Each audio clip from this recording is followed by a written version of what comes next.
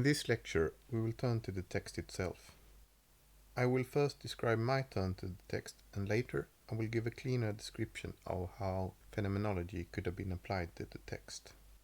It could be seen as a description of how it could happen, ideally. In real life, of course, it isn't as easy and straightforward as that. Now I will begin with a loose description of what happened to me the first time I had a phenomenological experience. It can be seen as my conversion, so to speak. I am conveying it as it could happen to you much in the same manner.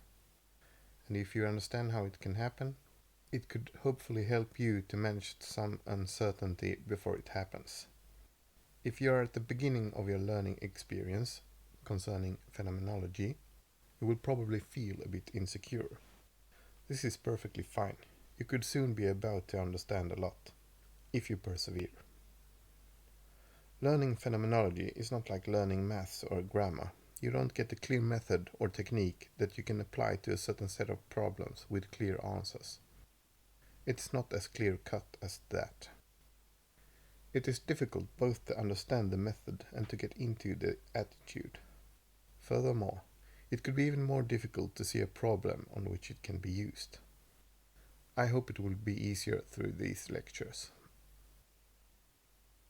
Now I will also convey a little of my background, as it could explain how I could end up questioning the text, i.e., how I could begin to see the text as a problem. You may need a certain background to let the problem present itself to you. You may also need a certain experience to let phenomenology present itself to you. Of course, I hope that experience is happening right now through experience of this presentation. To begin with, you must be introduced to phenomenology in some way. Many are introduced to it in higher education. If so, it's easy just to get it done to finish your exams. You pass and then you continue by doing something else. It's just another step to complete your education and go on with your life. To learn much about phenomenology, you need to dwell on it and probably read many books. Often, in social science, for example, you just read a few books about it. It's almost impossible to learn phenomenology properly if you don't read enough. I was introduced to phenomenology at university. A teacher, significant to me, thought phenomenology was important, so I was intrigued. I like to read and I'm quite an advanced reader, at least compared to ordinary readers, and I am able to read a somewhat lengthy book in a day and about a dozen ordinary 200-page books in a week. So, when I get intrigued, I read. Actually, I didn't care much about my education in the ordinary sense. I use it more as an excuse to read books. I didn't care about grades and such. I read. That's what I did. I read quite independently to cultivate myself. I don't know what the proper term is in English. It's Bildung in German. In English, it's possibly self-cultivation, and it happens through a somewhat independent and autodidactic experience. If I was obliged to do something else in education, such as group work, I got a little annoyed. To conclude, I read Husserl and other phenomenologists on my own as my teacher found it important. You have probably come to phenomenology and this presentation in your own peculiar way. It could be important for your future appearances. Sometimes you can find a problem through your own life. I will describe how I stumbled upon my problem, the text, and how it caused me to understand a lot about phenomenology. Throughout my younger years, I struggled in education. I had a troublesome educational experience. I hated school. Already in 7th grade, I could probably read better than most adults. Already then, I could read a book a day. For example, I finished our history textbook in an evening and then I scored 98% on average on tests. But I didn't care much. I was bored. In 8th grade, I experienced a proper bore-out. My mind just left school altogether. This was difficult to understand and extraordinarily difficult to manage. It just happened. As I see it now, I was unable to manage my internal conflicts. It's difficult turning on and off the switch to your mind. If you turn it on, you just want to let it rage. In school, you are always hindered. It's so slow.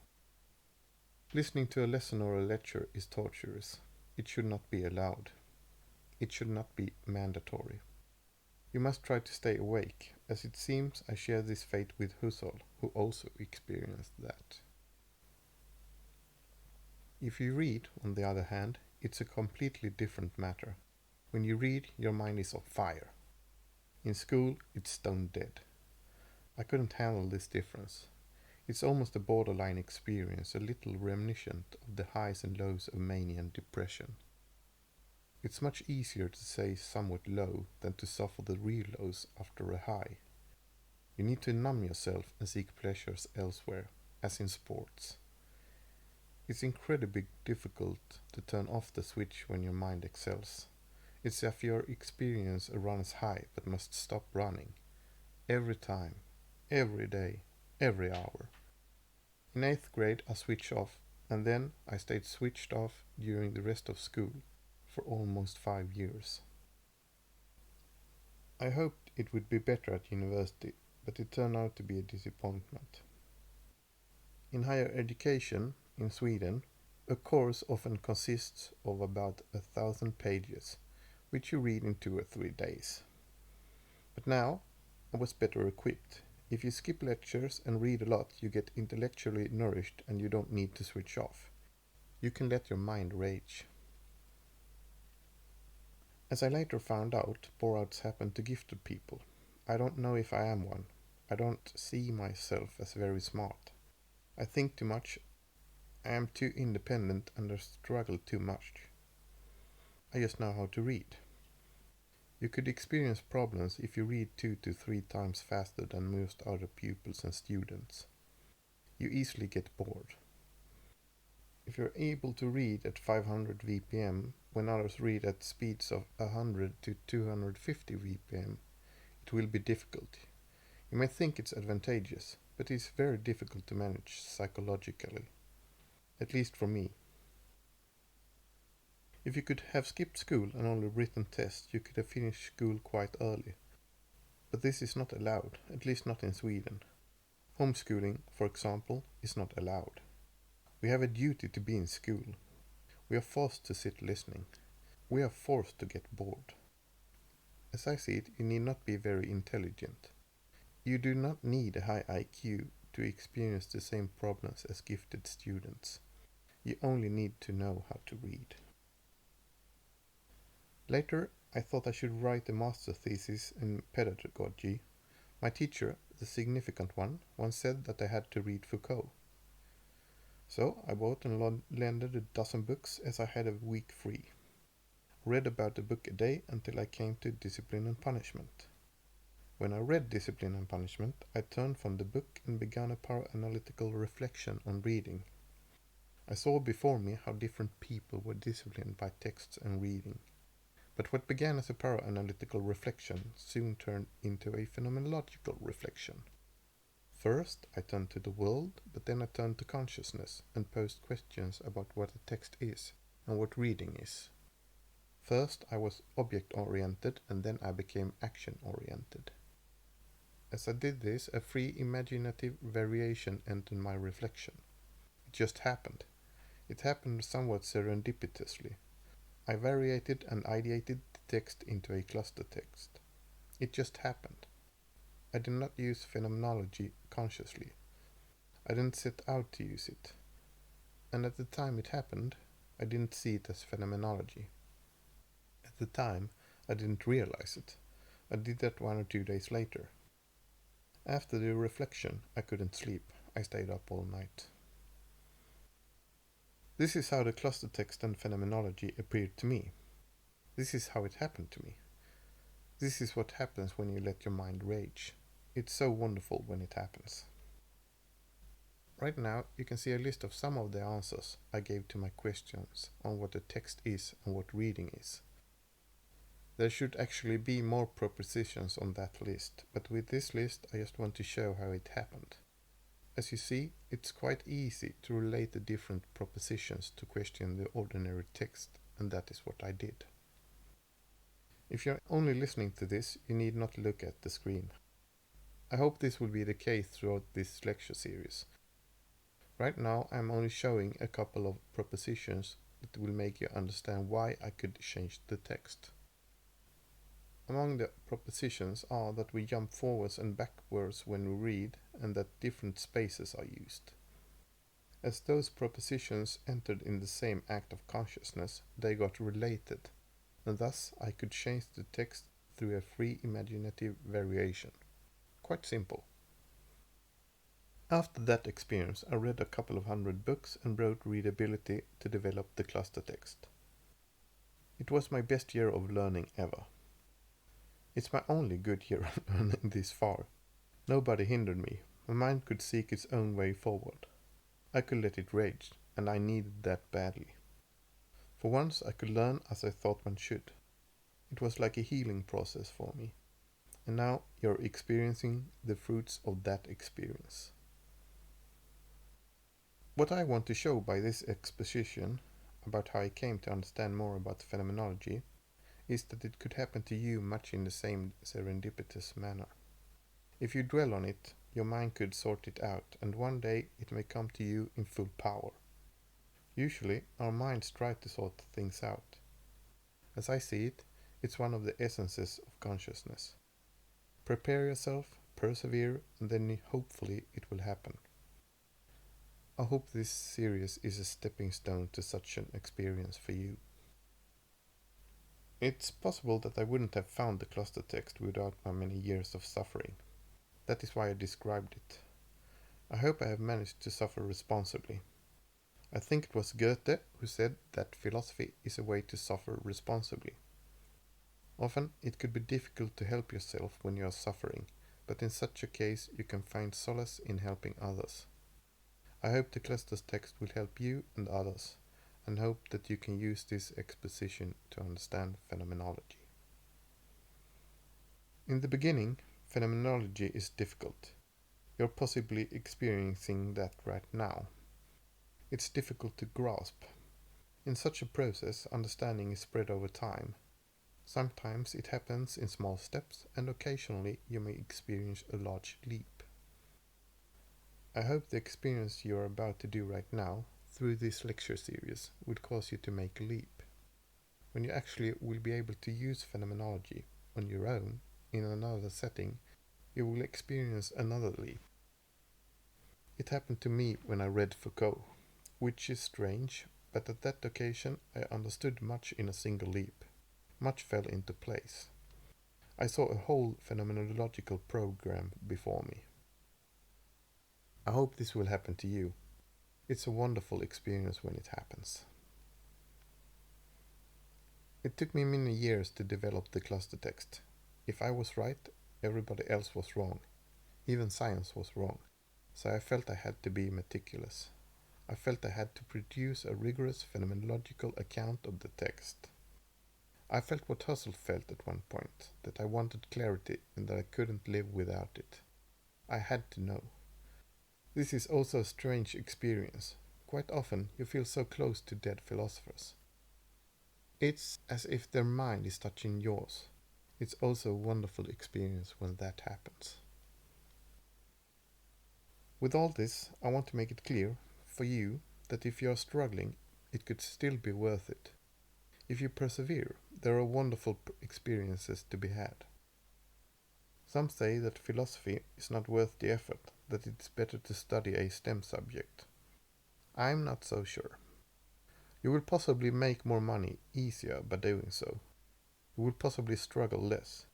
But I'm not so sure that you will experience the touch of another mind. And if you will experience such a touch, I'm not so sure that you will think money is the most important thing in the world. You could be perfectly fine with enough money, whatever amount that is for you. I think we need more and better thinkers, and that we need more and better doers that are able to think. I hope you will become one. One day a problem may enter your life, and all you can do is to prepare yourself accordingly before it happens. Sometimes you will be able to pick a problem, but almost as often a problem will pick you. Until then, bye. bide your time and persevere. Stay active and stay curious. And for the love of God, do not let school and education ruin you. Do not go gentle into that good night. Let your mind rage. If you're now wondering why I'm telling you all this in a series on phenomenology, it's because I think you may need a little inspiration. I know that I'm not the most inspiring person to listen to. I'm not a good lecturer, especially not in English. It's always better to read my text than listening to me, but I hope you will hear what I have to say, even though I may not be very good at saying it in an inspirational way. Now you know how I came to understand a lot about phenomenology and the cluster text. You will hopefully understand much through this experience.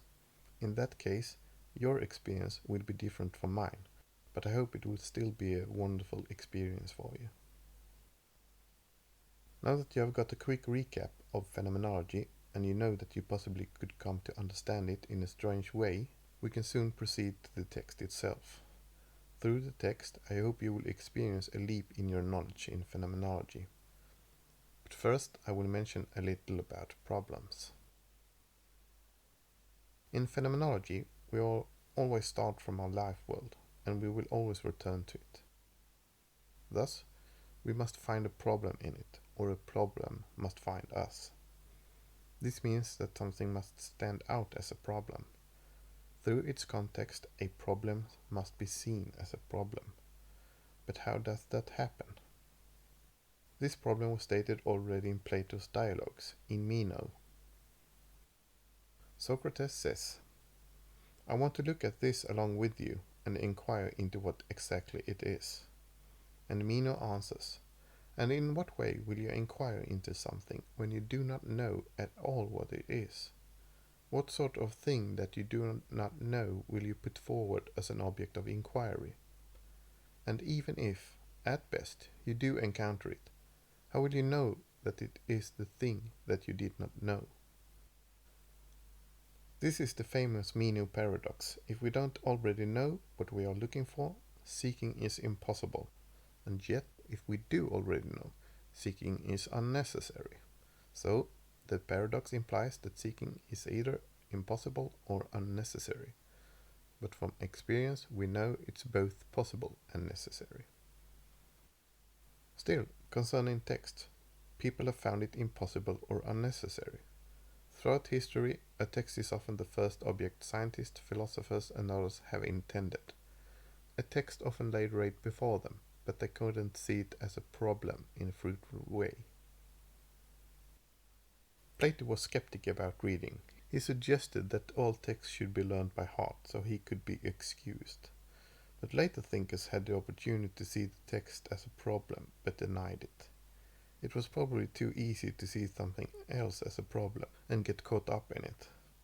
In philosophy, it's easy to get caught in the fly bottom, to speak with Wittgenstein. Through the text, we understand that it could be difficult to see something as a problem in a fruitful way. Ihde gave a good explanation for this. This excerpt is from his book Experimental Phenomenology. But the deeper and more complex the phenomenon, and the closer to the mundane it is, the harder it is to break with the natural attitude and see the variations. This is necessarily the case. The most familiar practical activity has the most solidly packed and total sedimentation. This sedimentation constitutes a total cultural view, which is learned and lived from childhood on. This is certainly true for rectangle text. We have sedimented them since early childhood on for over 1,000 years. The problem is, in what way could we inquire into something when we already think we know everything about it? What sort of a thing that we already know could we put forward as an object of inquiry? How could we not know when we already know? Through phenomenology, possibly.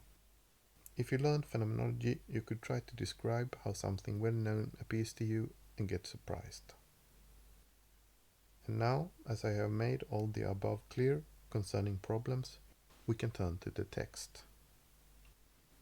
I will use an object, a text, to mediate phenomenology. This is actually a pedagogical idea based on my view of a phenomenology of learning. Consciousness is always related or correlated to objects.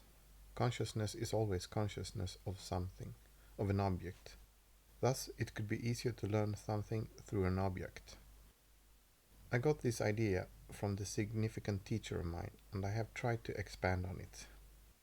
He once said, "I think an object is needed," and that stuck with me.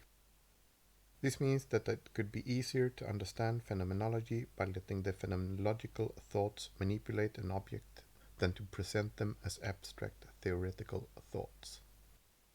This exposition on the text phenomenon is a constructed example.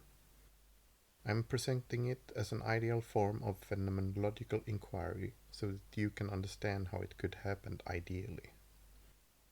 The strategy is to try to become as presuppositionless as possible by parenthesizing as many propositions as possible to be able to variate and ideate them to intuit essences. And if we are lucky, a phenomenon will appear to us. We must hope that an eidos will form, ein Wesen in German. We must hope that our stream of consciousness will generate it in one or several acts of consciousness. In the natural attitude, we often know at least a little about how it's about to happen. In the phenomenological attitude, we must wait and see. A phenomenon could be described through the eidos that will present itself when we intend a certain something in a certain way. In the phenomenological process, we must wait and see if this will happen. We must wait and see if we are about to form a phenomenon, if we are about to let it appear, if it will be given to us, if it will present itself to us. So, when phenomenologically active, what we must do is to pay close attention to what will appear through our intentionality. If we do this, essences, an eidos, or a full phenomenon could appear. This should then be turned into a description so that others will be able to experience the phenomenon. In such a process, we will learn both about the phenomenon and the process leading to the phenomenon. We will learn about phenomenology. Thus, we will soon start paying attention to the text as a phenomenon, as it is presenting itself to us, as it is about to be given to us. Matter is loaded with its form. Maurice Merleau-Ponty stated, and we must release its meaning. There are phenomenological possibilities available in objects. If we are successful, we could release them. We could release their meaning potential. By moving an object to different context, we could release the meaning of a certain context. By doing so, we could possibly also release the meaning of the object. I hope a text, an object, will make you understand phenomenology, which is a certain context, and that phenomenology will release the meaning of the text object. Previously, I started to mediate phenomenology through the text object, and now I will begin to mediate the text through phenomenology. But at the same time, phenomenology itself will hopefully be mediated. If we are successful, we will experience how they will mediate each other. In this exposition, I have to assume that you know about phenomenology. This is a practical assumption. It would have taken me a long time to explain every detail. If you read more about phenomenology after this series, you will hopefully be able to understand a lot more. Earlier, I made a quick recap, as I think it may be easier to understand phenomenology through a couple of text examples. But other than that, I have to assume that you already know enough. In this, I hope you will be doing phenomenology with me. You are doing phenomenology with me if you are making an attempt to adopt ordinary text. I am trying to pull you from the natural attitude and push you into the phenomenological one. If you are attempting to doubt text right now, you are already within it. There are different ways to get started doing phenomenology. Later I will describe an intentional analysis. It would have been more true to phenomenology to use such an approach, but I think it's easier to get into it by starting from propositions. We could also have begun by describing an ordinary text through the intentionality at work in it by a descriptive psychology. But I will start with a propositional attitude. It's close to some other natural attitude, so often it could be easy to get going in that way. You may develop your own creative way to begin contemplating a phenomenon. Do not forget that possibility. Now it should be clear to you that every proposition that will be stated is made possible through a certain intentionality. When we start, we are always already a certain person within a certain background in a certain place in history. To find essences and thus to enable a phenomenon to appear, we may need to dig through some cultural and personal layers. Texts have been looking much the same since the 10th century.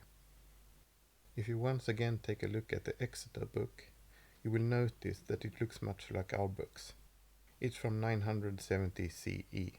It's a strong cultural layer. We are almost completely surrounded by such books. It wasn't easy to get past that layer. There are also personal layers affecting us. If we are too caught up in our daily activities, it will be difficult to attempt to adapt something. We have too much to do. Many feel that they are always a few steps behind trying to catch up. That is another layer that we need to get past. We must create a space to think, a thinking space, to become phenomenologically active. If we manage to get past some layers, there are almost endless possibilities. To actually pick only one thing or one problem that is important is quite challenging. A way to discriminate between all things and problems is to try to seek out those objects that are constituting our world. Another way is to try to manage such objects that lead to suffering. Because of my suffering, I became interested in the theory and practice of learning. I wonder why everything was so bad in school and education. How could so many with good intentions do so wrong? Oddly enough, a problem then found me. Haphazardly, the text became a problem for me. It could be seen as quite surprising, since I have no problem reading much.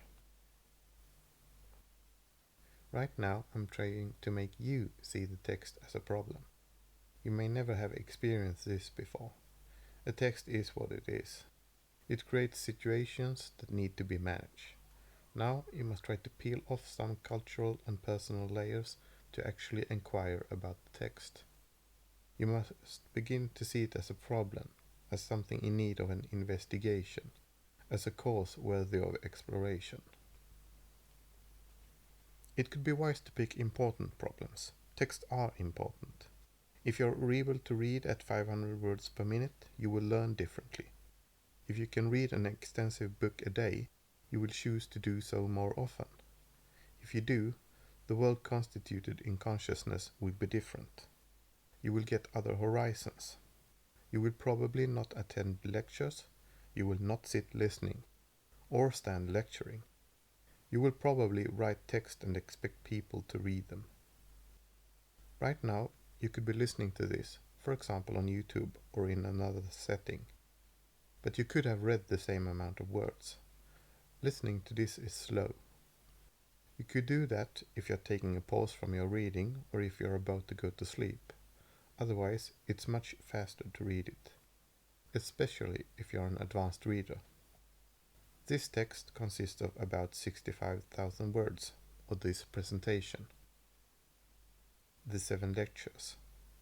If you read at 500 VPM, it will take you just about 2 hours to read it, but it will take you longer than 8 hours listening to it. It's quite difficult to listen to it for many hours in a row. You will need some pauses. Thus, it takes even longer.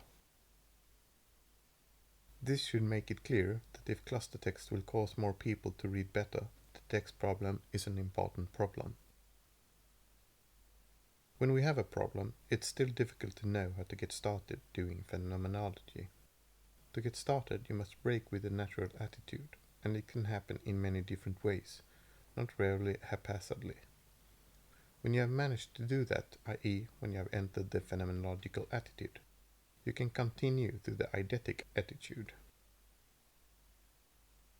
It doesn't matter how you do this. There are many different entrances to a phenomenon. I will soon start by parenthesizing a lot of propositions, and then I will continue by starting another reduction, an eidetic reduction. In phenomenology, it's often stated that you should parenthesize the whole world and that you enter an epoche by doing that. This will happen differently if you think you can do it in a single blow compared to other ways of doing it. For example, you could think that you can do it just by stating it. Now I'm parenthesizing the whole world. Done. But you could also do it meticulously by actually stating every single proposition that should be parenthesized in a careful and stepwise manner. Soon I will do that. I will parenthesize many propositions, and you can do that as well. You can parenthesize everything you think if you are phenomenologizing along with me. You can pay careful attention to everything given in consciousness, everything that is presented to you. You can become a careful registrator. You should watch out. An unintended assumption could affect the phenomenon. In this, it's good to assume that you know nothing, i.e., you should assume a Socratic attitude. Now, we can enter a propositional attitude to produce propositions, and subsequently we can parenthesize every proposition. First, I will just give you 4 examples. It's just 4 sentences about text. They are shown right now and they are parenthesized. I have put parentheses around them. And by doing so, I hope you get the idea, so we can skip the unparenthesized proposition to the left and immediately use parentheses. Right now, 3 such examples are shown. It's only 3 parenthesized sentences about text. We can do this for many propositions, several hundreds. This is one way to try to become presuppositionless. If a certain proposition is left out, it could possibly affect us unwittingly. So, here we must apply the Husserlian rigorousness. We should try to get as rigorous as possible already at this first step. In this, we also need to pay attention to and produce different kinds of sub-propositions. For example, if we have stated that an optimal line length is 66 characters, we could state the explanatory sub-proposition. Otherwise, we may miss a line change, we may double read a line. Often, we are prone to believe in explanations. Sometimes, we are even prone to self-deception, to deceiving ourselves. Therefore, it could be beneficial to see all such explanations as sub-propositions, and try to state and parenthesize as many such as possible. In my description, I put double parentheses around them. Phenomenology is sometimes said to be introspective. This would have meant that we should have produced all the propositions with our mind. But this is not exactly true. Phenomenology is rather retrospective. We look back at thoughts and experiences. Thus, we can use any means to reach propositions. An easy way is to turn to different books on typography and, for example, reading research to reach propositions. In many such books, they will state about the same propositions. From the first book, you will get many propositions, but already from the second book, you will only need to add a couple more. I will give you only one example. In the 19th century, which was a dark and inflammatory age in typography, many compositors were encouraged to stuff extra space between sentences. Generations of 20th century typists were then taught to do the same, by hitting the spacebar twice after every period.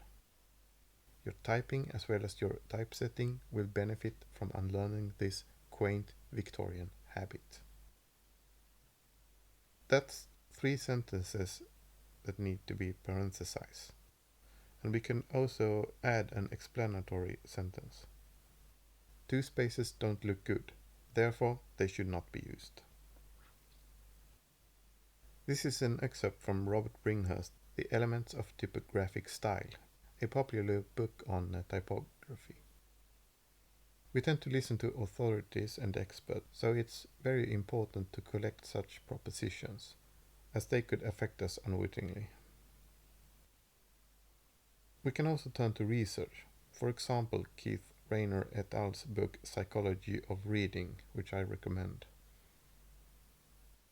Here I will just give a couple of propositions from science and reading research. For example, that our window of perception is about 20 characters wide, that our sharp vision is about 6 to 8 characters wide, that our eyes moves in saccades, that the saccade often lands on the 4th letter in a new paragraph, and that the fixation is often about 200 to 250 milliseconds.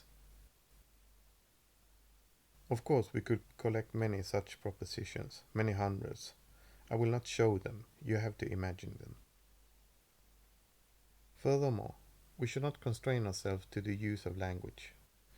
We could also manipulate a real object, thus, in our case, a real text. We could write different text in a word processor and parenthesize them. I discarded many such text. I tried many variations. I will not show many such text, but you understand that I could have shown, for example, text with noun phrase spaces, clause phrase spaces, and with too narrow or too wide columns. Now you have to imagine that we have many pages of propositions. We have stated propositions and parenthesized them, and we have collected propositions from different books. So, now we have got many propositions. It's quite easy to start with a propositional attitude, so that's why I did it. I repeat once again that we produce many propositions by the use of our intentionality. We should try to pay attention to as much as possible. Some propositions are only such commonly used in language. Some are only an effect of language, and others are an effect of our intentionality. We could produce many hundreds of such propositions, and all of them should be parenthesized. What we now have seen being done in the phenomenological attitude could also be done in the natural attitude, i.e. in different kinds of natural attitudes. Such an attitude, the actual ordinary propositional attitude, could be exemplified with quotations, as is now shown. The natural attitude could be exemplified without any quotations, which is also shown now. In the natural attitude, we just use the sentences with their ordinary meanings and intentions. We believe in them, we see them as true. We can say all these things in the mundane natural attitude. For example, we can say, the last word, letter or character doesn't belong to the following sentence. That is just how it is, and then we go about our business as usual.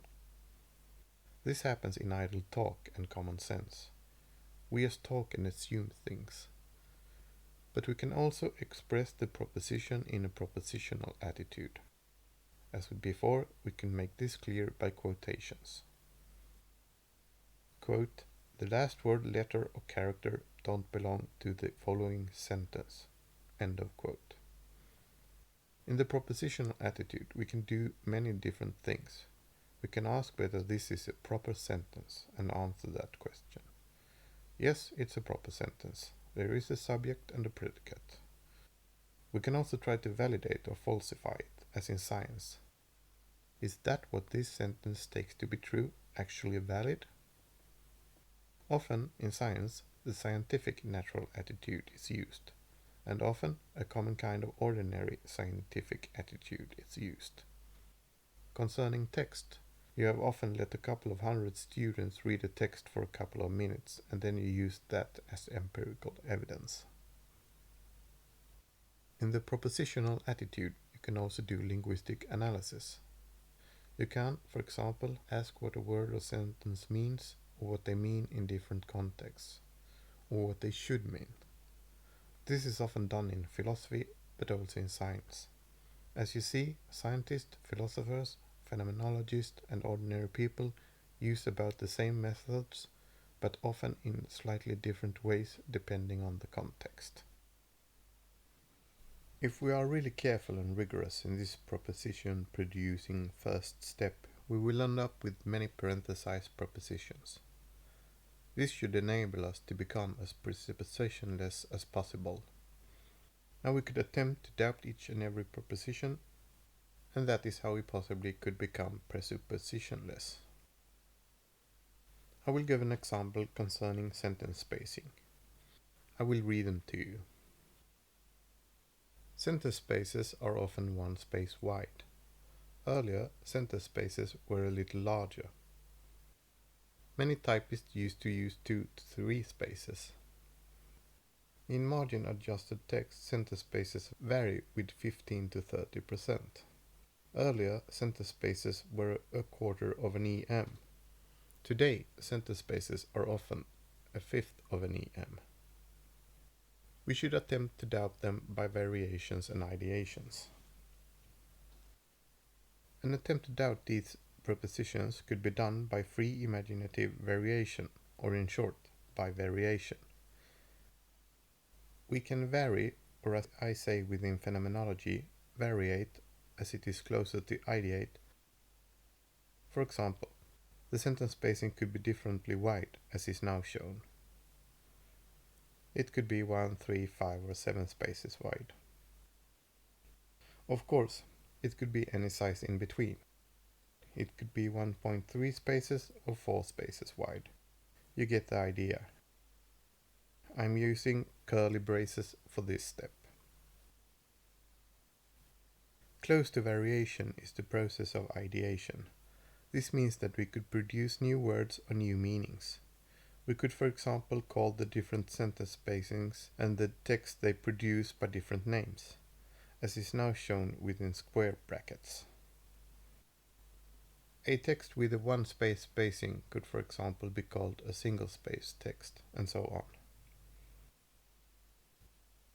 By using variation and ideation, you try to become presuppositionless. So, within phenomenology, you will not only state that you are presuppositionless. It's a demanding process to actually become presuppositionless. You need to process every thinkable possibility concerning a phenomenon. This process is quite challenging. Concerning texts, the possibilities are almost infinite, but we can reduce them quite fast. If we want an ideal text, we can discard many possibilities. I will return to this later. Now that we have many propositions and know how to variate and ideate, we can attempt to specify essences through those processes. So, once again, what is an essence? Usually it is seen as something that cannot vary for a phenomenon to still be that phenomenon, or something that cannot vary for an experience to be that experience. If we variate aspects of a text and we cannot read it, that variation is not part of the text phenomenon. It's not an essence. But we can produce many different sizes of letters, white spaces and colors, and it will still be a text. There is a certain variability for each essence, so to speak. Letters can look very different, as in text with the Latin alphabet or Arabian and Asian text, which are written with other kinds of symbols. The Braille system is used by blind people. All these variations are still text, but they must be able to be deciphered and read by a reader to be a text. Unless it is a forgotten language that we don't know, then it should be potentially readable. A text is readable. All text on different signs and posters vary a lot, but they are still samples of text. For an ideal text, understood as a text that could be read efficiently in whole days or weeks, the different aspects cannot vary as much if we want to read as much as possible. Hence, we must variate the different aspects and see within what range they may vary, or even if they should be allowed to vary at all. Another conception of essences, different from the concept of invariance, is that it should make certain experience possible. We may need to see them in this way, as we cannot intuit invariant essences early on. We may need an essential experience to decide on a certain essence, i.e., to complete the essential intuition.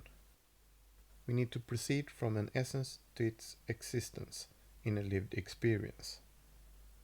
Concerning text, we must decide what experience or experiences we should use to evaluate an essence, i.e., we need to decide what an appropriate existence is. I will do that later. Now we should just try to reach essences. Our first essence is that an ideal text should be read and used efficiently. We can turn the parentheses inside out to mark that this proposition has been managed. But it can still be wrong.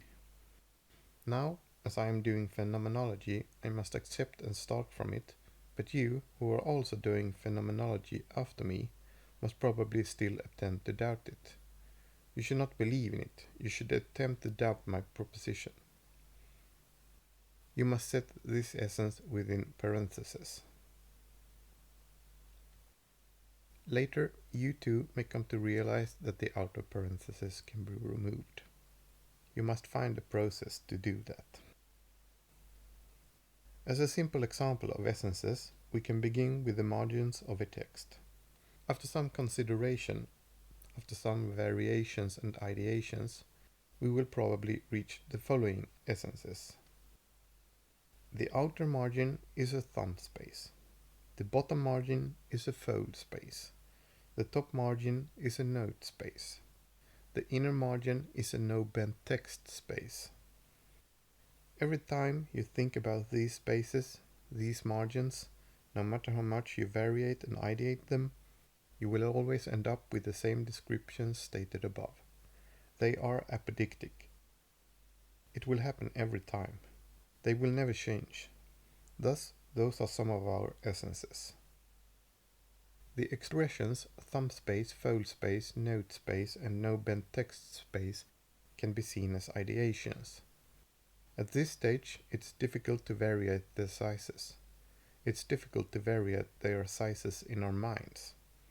This is easier when we are actually construing a text to experience it. So, I will leave that for later, for the next lecture. We cannot realize the above essences in our mind. We can think about them and get an idea how to start, but we may not be able to constitute proper margins in our mind. For example, it is easy to think that the outer margin should be 1 inch, as an inch is as wide as most people's thumbs. But it is easier to actually construct such a text and experience it to see if this is right. As I stated before, an essence could be seen as a preparation for an experience. Now we can proceed to the actual text with all its black characters and white spaces. We can start from the essence that a text is a thing to be read and used efficiently, and extend it to all the following propositions that is now shown. For example, that an ideal line length is a line that can be read and used efficiently. You can try to control if I have forgotten some white space. To state should be read and used efficiently, as I just did, can be stated for all propositions to make them extra clear. At this point, all these propositions can be seen as essences. We will reach these descriptions every time we will contemplate these aspects. But we don't know how the different essences should be expanded, i.e., how they should be experienced and how they should be made. By this, we understand that phenomenology is pre-scientific, and in some cases we may need to turn to science to decide on an essence. Sometimes, in phenomenology, we need only describe the phenomenon through its essences. We need not actually produce the true and proper phenomenon or object. This must and could sometimes be done, but often we just need to lay down the guiding principles and what necessarily must be the case, so to speak. These propositions are quite trivial, but as we are in a phenomenological attitude, they could be seen a little differently. Concerning all the propositions, every former fact is now about to be doubted. The ground is shaking, so to speak. We can also think about the blackness in text. All typefaces are black. There are thousands of them. It could be seen as a considerable amount of variations. I will only list a few as an example. They are Textura, Jensen, Garamond, Janon, Baskerville, Bodoni, Accidents Grotesque, Helvetica, and Futura. The history of typefaces could be seen as a process of variation and ideation. Many different typefaces have been made for different purposes and by different intentionalities. We can see this as if the variations and ideations have already been made, and that our difficulty is to find an ideal typeface for an ideal text, or to specify an acceptable variability for it. It's possible that we would have needed to produce an entirely new typeface that is better than all former typefaces, but it's not likely. To begin with, we could try to find a typeface among the thousands already existing. But we should be very aware that we are now making a presupposition, an assumption. Within each family of typefaces there could be further variation. I will give examples concerning Garamond. A few examples are Sabon, ITC Garamond, EB Garamond, and so on. Later you may need to revise such a list. In 1926, Beatrice Ward showed that some of the Garamonds were actually based on types made by Jean Janon. Hence, they are Janons. The common monotype Garamond is such a typeface. Those typefaces can be spotted through the O. It's rounder and larger. On Wikipedia, there is a great article about the Garamonds. You should check it out. Typefaces are made with different strokes. In some typefaces they are equally thick. In others, both thin and thick strokes are used. The letters and the spaces in between are also differently large. This is a cultural historic variation process. When we are choosing a typeface, we are removing one parenthesis. A Latin alphabet-based text must have a typeface, or else it is not a Latin alphabet text. But it's difficult to decide on the ideal typeface.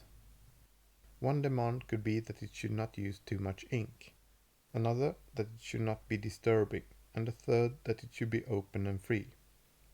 Of course, it should be efficient to read. I will return to this later, as it must be decided through certain experiences and not by intuition. Now I can say that I chose E.B. Garamond as the preferred typeface. We could expand this essence process widely. I will give a couple of examples. They are shown right now. I will not comment on them, as this is a presentation of phenomenology. I'm showing the examples so that you understand that there are many further variations to consider. We must choose a certain blackness that should be combined with a certain whiteness of the paper. Characters could be more or less black. We could save some ink and so on. If we are really rigorous, we could experiment with the look of different characters. They have also gone through a historic variation process. Someone had to begin using a question mark and so on. All such characters have become part of the text phenomenon. We could possibly use more or less of them. I have not seen this as a part of the immediate cluster text, but it could form a part of an extended phenomenological inquiry of texts. As you can see, this method can be widely extended. All possibilities should be parenthesized for further exploration. We may not be able to evaluate them right now, but they should be noted. At some point we need to be content, often because of practical matters. but then we should show that we are not unaware of the further possibilities. We could proceed by contemplating and attempting to doubt different text blocks, such as page numbers, paragraph markers, headings, footnotes, lists, figures, etc. It's possible to variate them so that the text phenomenon will be given to consciousness differently. I will only mention a few possibilities. As I stated before, this presentation is mainly about phenomenology, not the actual text phenomenon. But I want you to understand the rigorousness that is needed, and I hope you will do that through my excessive presentation of examples. You can produce your own variations of headings, paragraph markers, lists, figures, and other text blocks. I will just give an example of footnotes. Many use parenthetical references, such as Husserl and 1913 within parentheses. It is quite annoying to read such references. They will cause unnecessary saccades, hence they should not be used. Footnotes should always be used, if possible. Unfortunately, this is not even done in science. In some sciences, it's almost mandatory to give references with parentheses, even though they are much worse to read. Now we can move into the text, into the actual text. We can turn to words, sentences, and punctuations. I will just give a couple of examples. The first word in a sentence doesn't belong to the former sentence. The last word in a sentence doesn't belong to the following sentence, and so on. The two examples I mentioned can be seen as essences, i.e. that the first and last word don't belong to another sentence. You will reach those descriptions every time you try. In a well-written text, that is. They are trivial and apodictic. Later, we will need to expand on them. We also need to variate possible line changes. For example, words can float from line to line, or line changes can be improved, or words can be moved up and down between lines. In ordinary rectangle text, you don't improve the line changes, you just let the text flow freely from line to line. But they could possibly be improved. I will give a description of this in the next lecture. We can develop different line changes and experience them. It's difficult to develop thoughts about line changes in our mind, i.e. it's difficult to intuit them. It will be easier when we are actually experiencing them.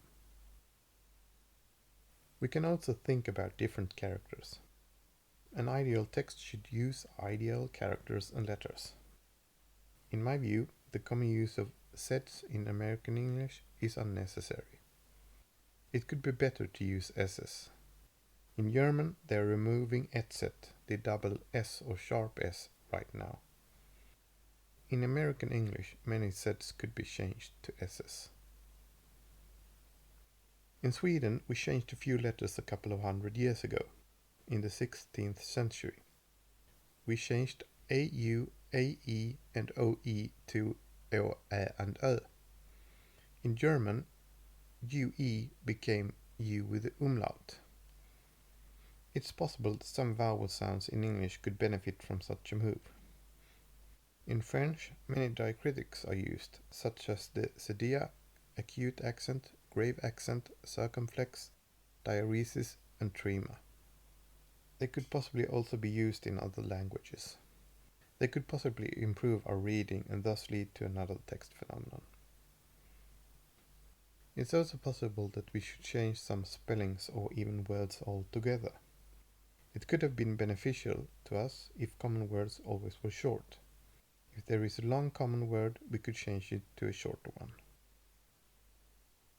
As you understand, we could explore the text phenomenon further. The exploration can be widely extended. We can see text in different contexts, for example. We can think about text on different screens, on different papers, in different sizes, and so on. We can think about books, newspapers, magazines, etc. I will not do that. I am only interested in the ideal text, and that is a text on paper. It's easier to read such a text for longer. Of course, this must be shown. It's quite easy to show. You just take 3000 pages on both paper and screen, and then you see which you will finish first. In this way, you will see that there is a big difference between paper text and screen text. It could be difficult to detect that in short tests. In such tests, the difference may only be a few percent. If you read 3000 pages, you may notice that you could finish your reading a day earlier if you read on paper. It's difficult to present and process all possibilities.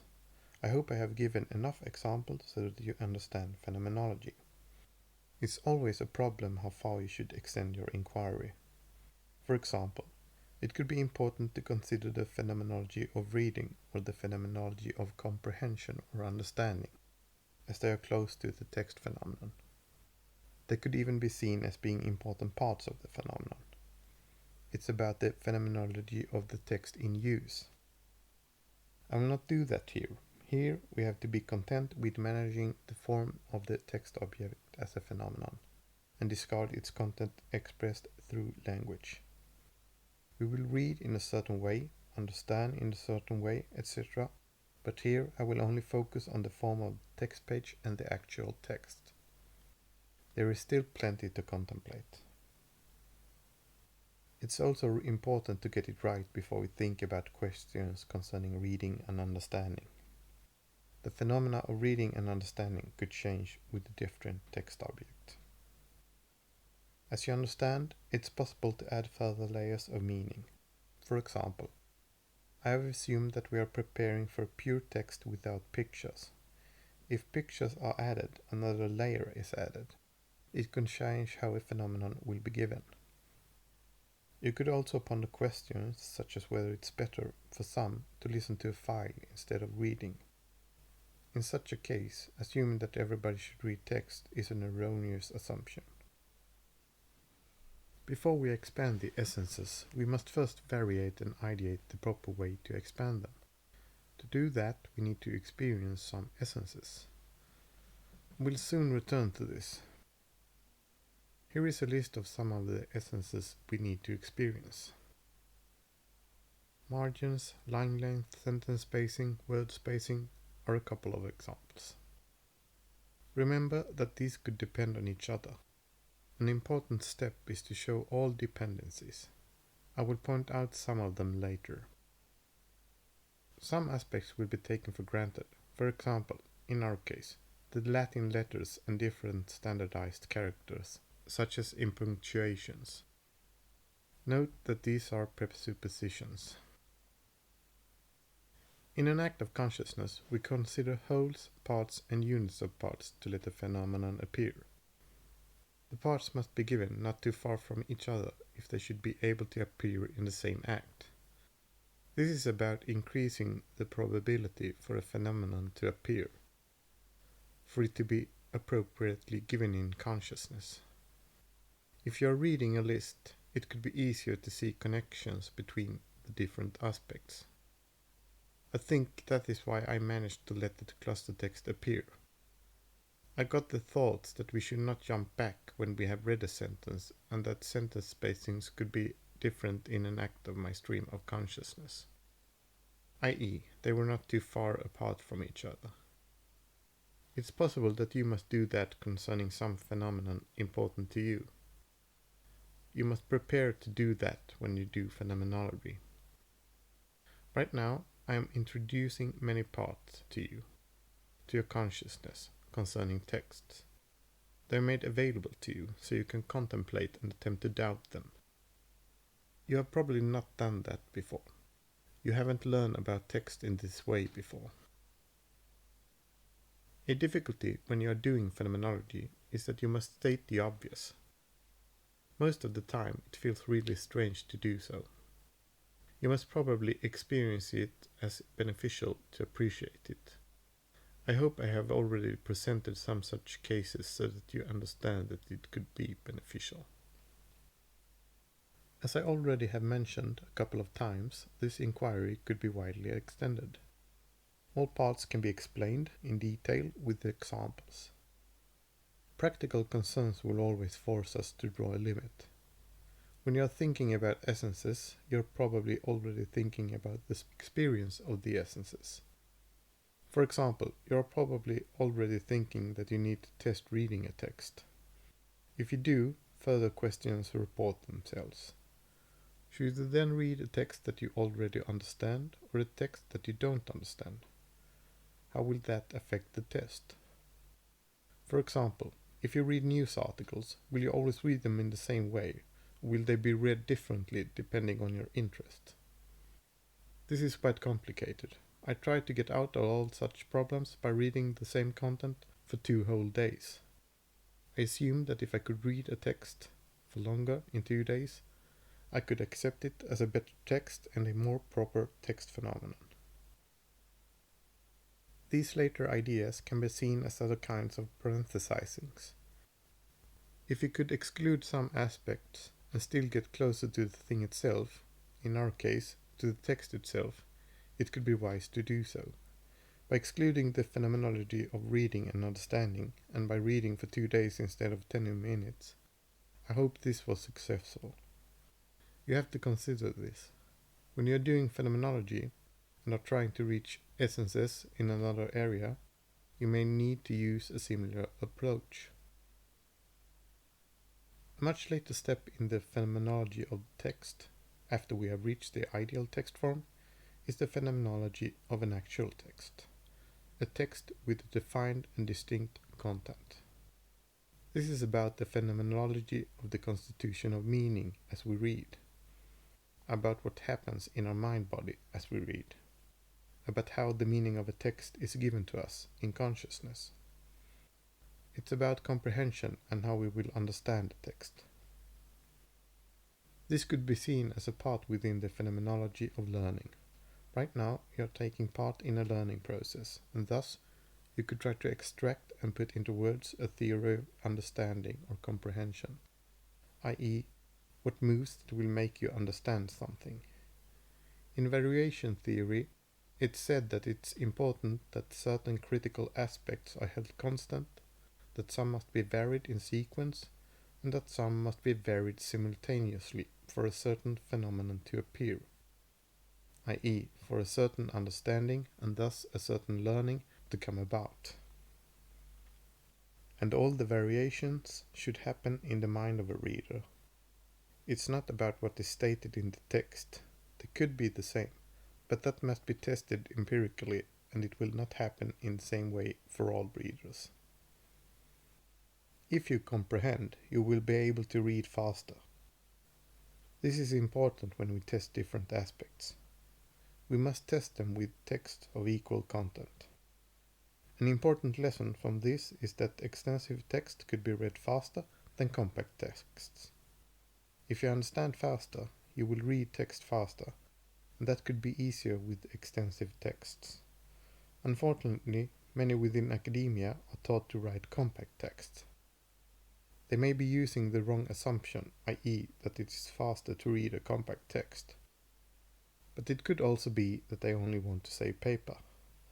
There is much to say about this. I only wanted to say a few things so that you will begin to think in this manner. If you are doing phenomenology in a certain area, there could be such aspects affecting the phenomenon. Now I can also make another thing clear. You cannot be too critical when you begin. You cannot use your critical thinking too fast. If you just would have glanced at the cluster text or read it for just a minute, you would probably have dismissed it. At a first glance, it looks more difficult to read and it doesn't look as good. This could be understood through the phenomenology of first impressions. Your former sedimented layers will cause certain thoughts to appear in consciousness, and you must parenthesize such thoughts from your first impression to let the proper phenomenon appear to you. This kind of quick rejection happened to Husserlian phenomenology. Some just took a glance and others read him overly critically. Few actually learn to use the method. As I see it, you must first learn to use it. It will affect how phenomenology will appear to you, and thus it will affect other phenomena.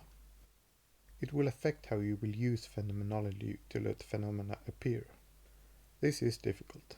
In some cases, we must suspend our judgment to let something come to the fore. But many see themselves as critical thinkers. We must learn to reject superficial and instant critical thinking to adopt a deeper critical thinking. Some aspects of phenomenology are quite challenging to convey. It's not easy to begin doing phenomenology. It could possibly be beneficial to start paying attention to something in your daily life. If you do, you could experience minor eidetic reflections. When this process gets hold of you, you could possibly learn to stay in it for longer and longer. You'd learn to dwell on something. You could even learn to get a taste for it. It will be a lot easier if you have experienced some advantage or enjoyment through it. You may even start to feel elevated when it happens. There are valuable lessons to be had. Once I had lost the thing I had hidden, and I started looking for it. I couldn't find it. I took a step back and changed my approach. Instead of searching for it, I took a similar item and tried to hide it. Luckily, it made me find what I had hidden before. I did this as I knew variations could be important for something to appear, and because I knew that the structure of consciousness often operates in the same ways.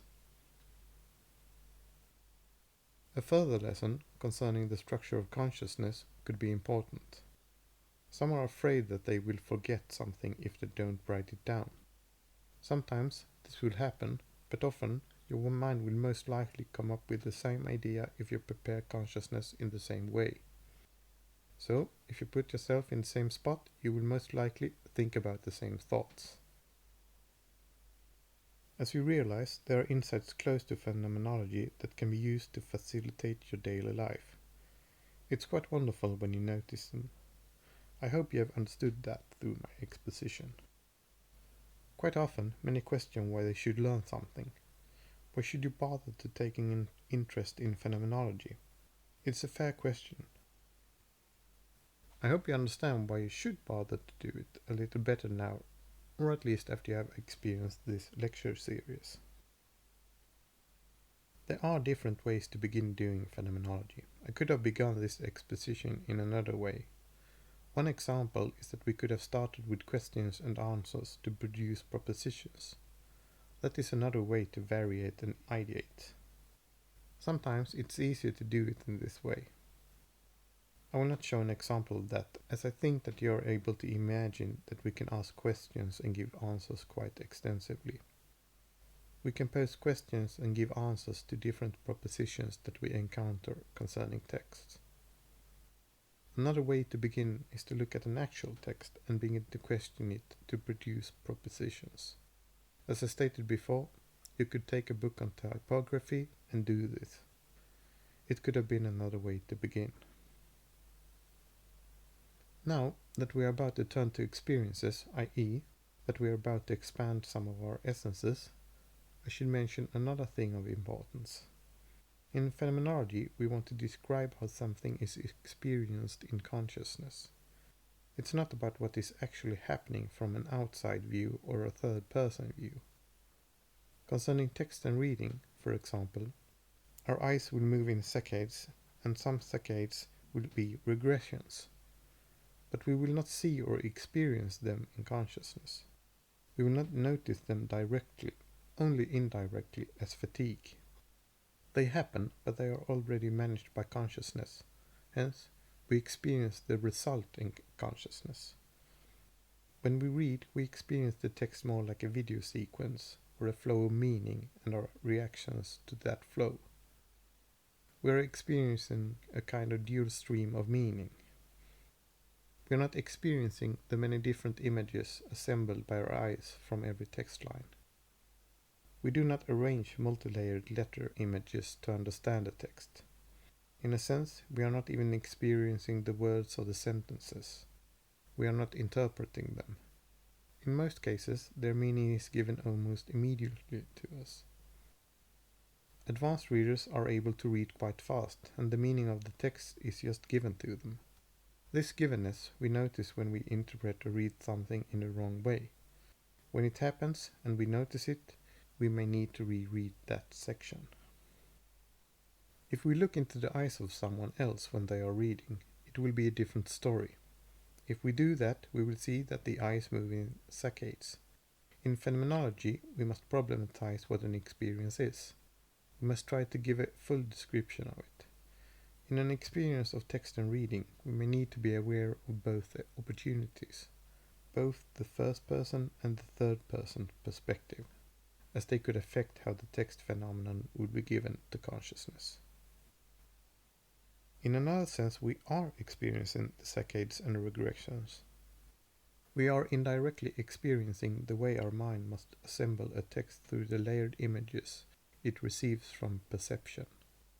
We experience it as fatigue. We will become more or less tired when we are reading different kinds of text. As you notice, it's quite challenging to give a full description. We should be careful not to see an experience only as our immediate experience. We could need a more thorough concept of what an experience is. It could affect how a phenomenon could be given to us. For example, if we reject the experience of seeing another person reading, as a text then is not experienced from a first-person perspective, which some say that phenomenology is all about, we may lose an experience that could cause us to experience the phenomenon differently. Furthermore, it's important what we will pay attention to in an experience. Concerning reading, reading speed is one possibility. Reading stamina is another. I think that we will get closer to the text as the thing itself through stamina than speed. It's the experience of stamina and not speed that should be decisive. One essence of a text is its support for reading stamina. When you are doing phenomenology, you may think of such distinctions. Concerning texts, we must probably also variate and ideate readers. In phenomenology, we are neither abstract nor concrete subjects experiencing objects. We are seen as subjects only related to objects, and thus both subjects and objects should be variated and ideated. It's through the relation that we should describe the phenomenon. In sports, athletes do not use the same equipment, but when we read, all readers read the same type of text. This is quite extraordinary when you come to think of it. Troubled readers and advanced readers read the same text, even though the difference between them is quite substantial. Troubled readers could read a few pages a day at just above 100 VPM, and advanced readers could read hundreds of pages at 500 VPM. Should they really read the same text? It could be the text should be personalized.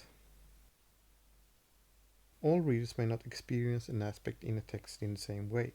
Advanced readers may be able to read line lengths of 95 characters, but troubled readers could possibly benefit from reading only 70 characters. You get the idea. If there are differences, we should try to reach them and describe them as a part of the phenomenon. When we have parenthesized as much as we are able to, which usually is understood through the fact that we realize that we have got tired of it and feel that we are not getting anywhere, we can enter the next step. Now we must discriminate somewhat. We cannot assemble all the aspects at the same time, and it would have been difficult to experience thousands of different texts for 2 days.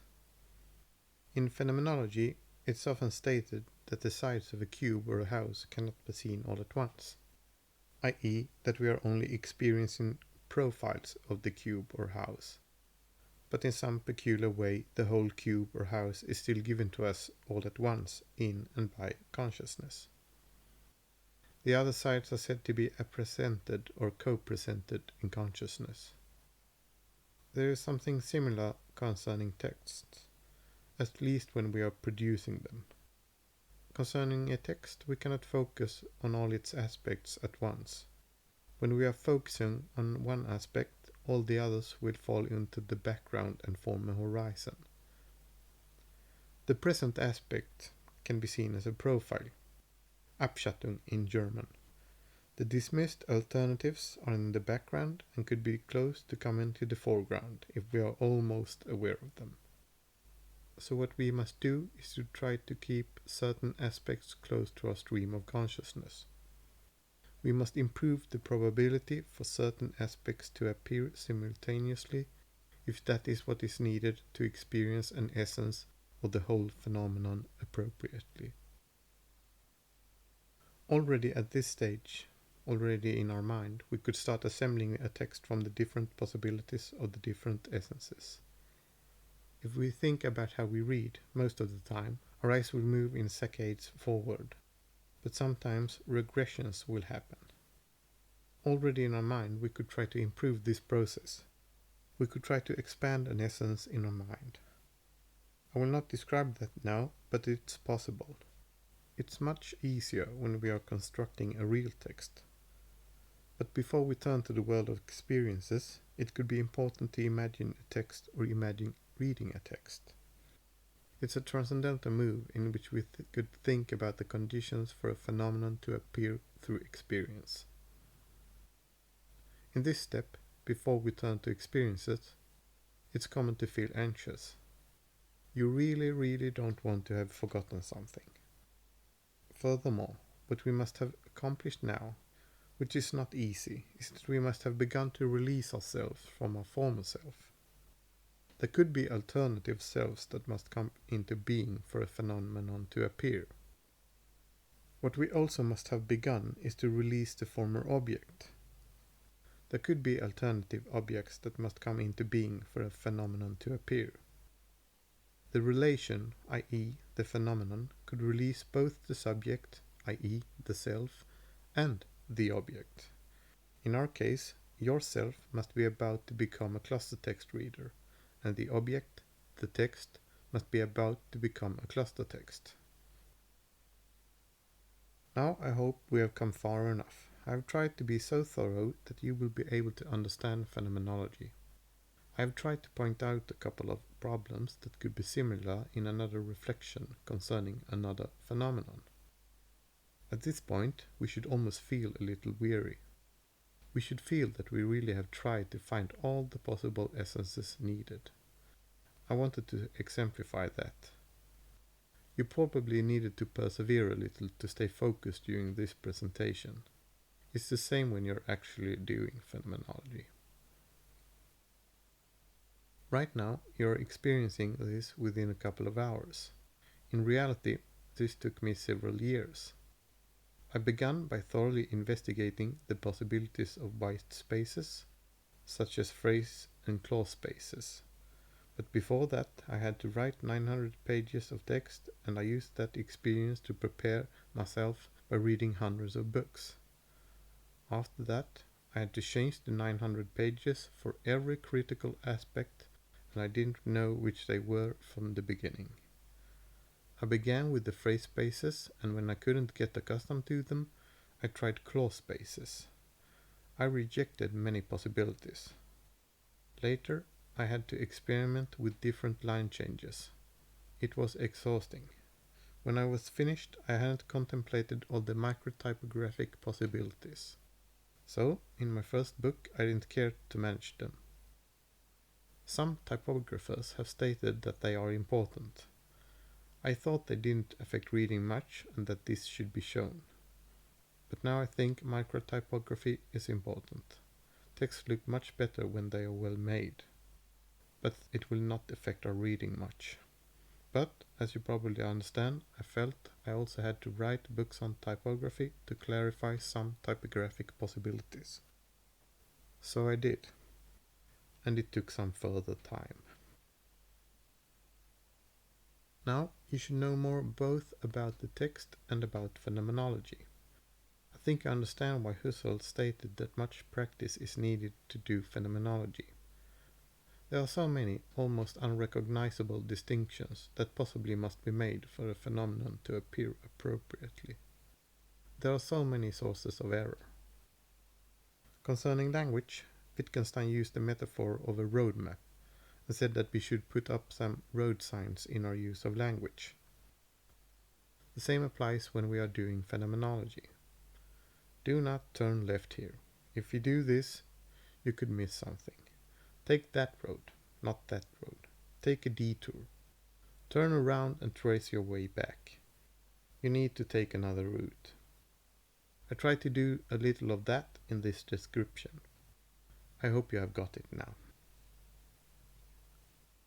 Earlier I told you about what I actually did to come up with the cluster text. As I stated before, I broke the natural attitude when I read Foucault. I left the book and started to think about how and why different people read and don't read. After a while, I began to ask myself questions about what a text is.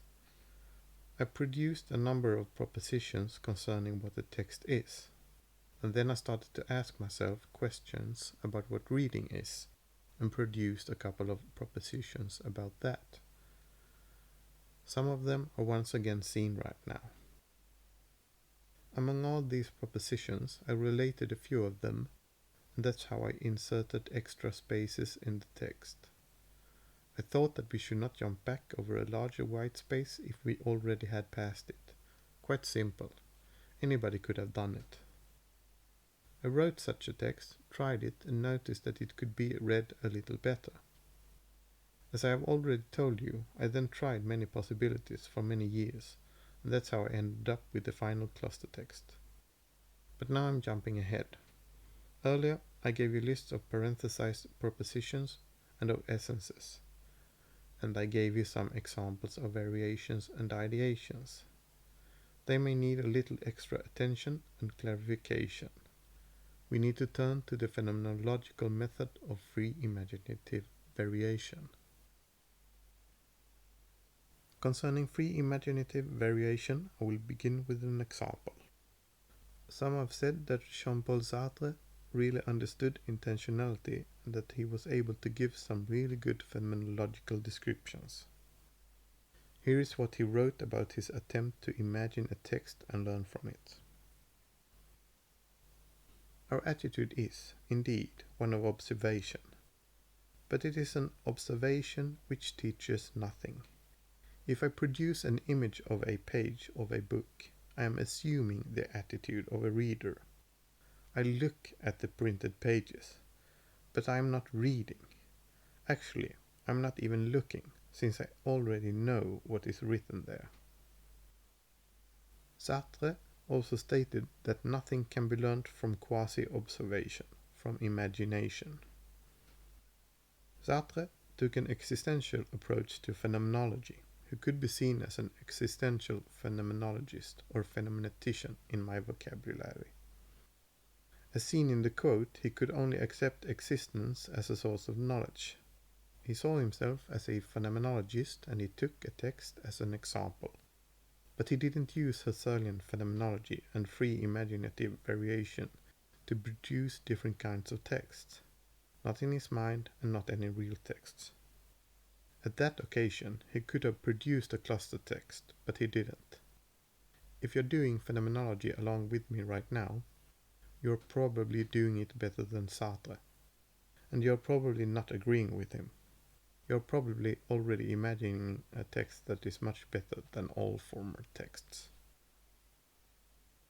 I will only give a list of possible variations added to the former list of essences. This is a preparative step before our experience of the essences. In reality, this doesn't happen in a single step. The variations and the ideations that follow will often come about when you have understood that a certain essence should be expanded in a certain way. For example, when you have experienced that a larger sentence spacing, longer lines and left alignment are better, you would begin to produce variations and ideations concerning the line changes. At some point, you will probably also realize that you are thinking in a certain way, and you can relate those thoughts to another area to look for differences. I've mentioned this before, that all readers read the same text when, for example, athletes at different levels don't use the same equipment is such a difference. Furthermore, in other areas, we never change between different tools. Carpenters always want to use their own hammers, not similar or identical hammers, their own hammers. As readers, we should possibly always read the same text style. Such phenomena could cause you to question your own assumptions. This could happen at any time, day or night. Some variations may come from your dreams. Later, all the essences should be expanded into its fullness by an appropriate lived experience. I'm about to mention a little about that. I will give a few more themes for free imaginative variation, but I will not expand on them here. I will do that in the next lecture. One theme is to variate the method or methods that will be used to experience the essences.